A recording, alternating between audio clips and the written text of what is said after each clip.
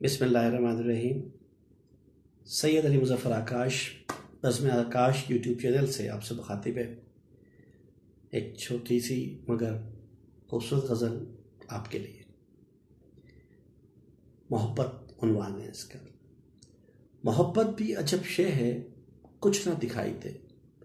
मोहब्बत भी अजब शे है कुछ ना दिखाई दे। हर पल की तलब है वो सूरत दिखाई दे।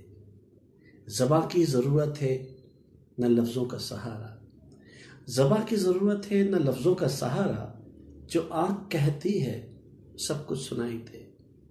हर शख्स को लगी है इस दुनिया की फ़िक्र। हर शख्स को लगी है इस दुनिया की फ़िक्र। मुझे तो वही अपनी दुनिया दिखाई दे। कुछ इस तरह घिरा हूँ उसके हिसार में। कुछ इस तरह घिरा हूँ उसके हिसार में। चारों तरफ ही अपने पहरा लगाई दे।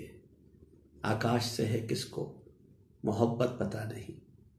आकाश से है किसको मोहब्बत पता नहीं।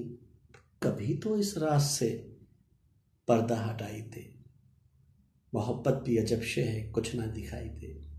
हर पल की तलब है वो सूरत दिखाई दे। मुज़फ़्फ़र आकाश, बज़्म आकाश, रावलपिंडी।